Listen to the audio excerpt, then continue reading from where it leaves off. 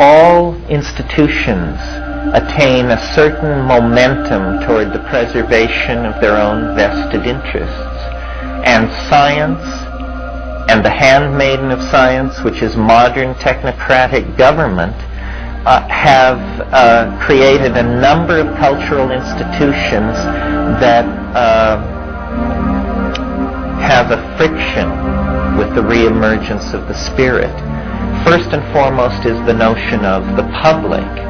The public is this weird idea that was generated in the wake of the printing press, that there were vast numbers of people who could be treated atomistically. They didn't have to be thought of as individuals. They could be thought of as various classes, masses of people to be manipulated. And if you could sell the public on the idea of democracy, which is another one of these atomistic notions. The notion of democracy is that for us all to get together and have it work, we have to assume that we're all alike, see? So we each have a vote, and then you may be tall, you may be short, you may be rich, you may be poor, you may be black, you may be white, but that doesn't matter. We'll give everybody this charge, one vote, and then we'll see how these populations work themselves out. What they don't tell you is that at the same time that you build this definition of the citizen, you also build the institutions which subvert the citizen.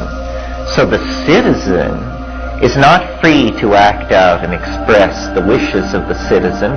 The citizen is a consumer of ideological models that are sold to the citizen through agencies of mass propaganda.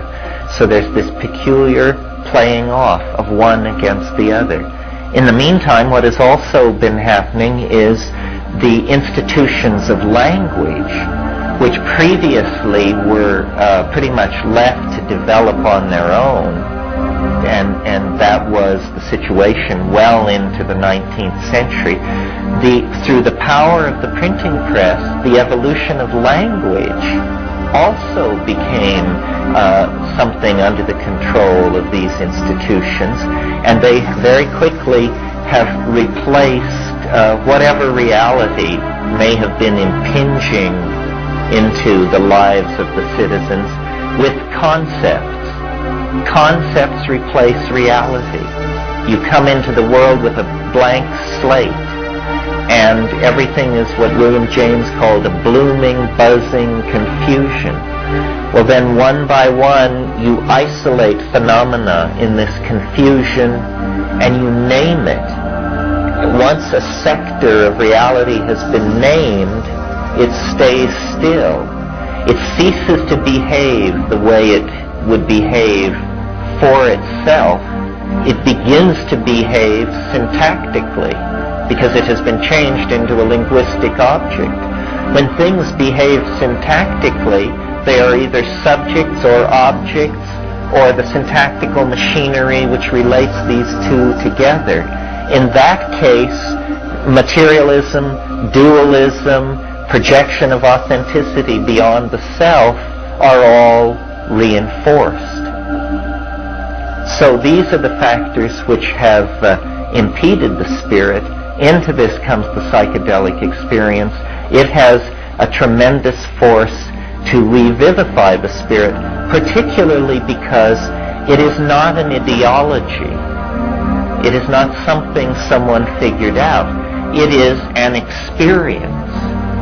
And this is important to bear in mind. It horrifies me, I'm sure you've heard me say it, to think of someone going from birth to the grave without ever coming tangential to the psychedelic experience. It's like going from the birth to the grave without ever discovering sex. It means that you died as a pre-adolescent. You know, you never really came into your birthright.